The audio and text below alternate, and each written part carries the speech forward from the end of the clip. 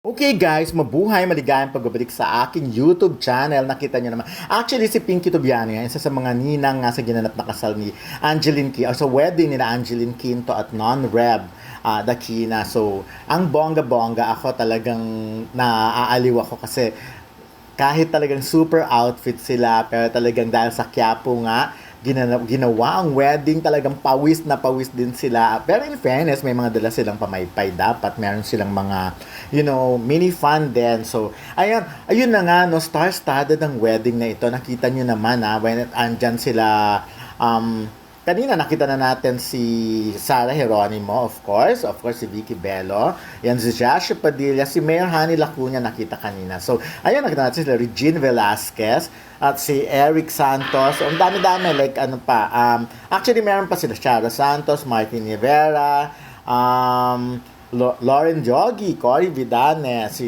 at marami pang iba, pero syempre no, nakakaaliw talaga yung mga ganito. Si Angeline talaga. I remember nung mga time ng Zoom press con pa, no, tinatanong namin siya kasi magko-concert siya, pero tinatanong namin sa kanya kung ako especially kung anong dapat abangan pa. Of course, ayan si Sarah Geronimo with Matteo Guricelli kasama talaga. Nakakatuwa no, sa panahon ngayon talaga ang mga tao sa mga event may mga dalang pamaypay. So ngayon mo talaga, tsaka yung mga mini fan. Actually si Angeline nga parang may mini fan siya sa loob ng wedding gown niya. So yung mga ganon.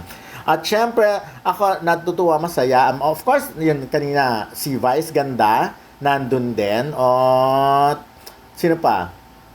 Ayun, si Eric Santos na mention ko na. So, ang sarap din panoorin ng yung ganito, yung ang tagal mong naghanap ng relationship. Alam naman natin kung bongga na nakakatuwa na yung ex-boyfriend mo ay nasa wedding mo. So, ito talaga yung arrangement na maganda. Kasi usually, pag may mga ex hindi uma-attend sa wedding ng kung sino man, di ba? Ganun ang nagiging pananaw sa nila. So, pero this time, nakita natin si Eric Santos, of course, at happy siya for Angeline Quinto. So, anyways, ayan, napakaraming tao.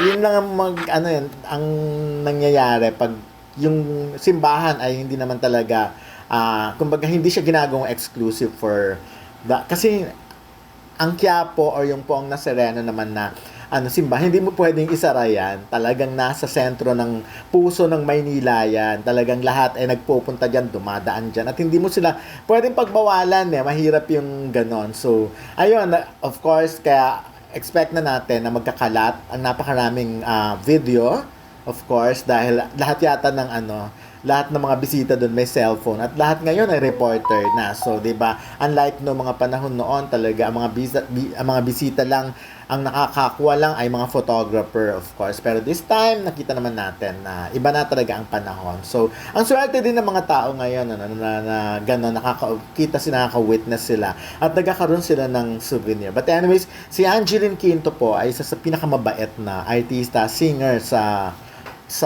yun. Kasi siya, number one, yung positive yung aura niya, mahilig siyang bumate.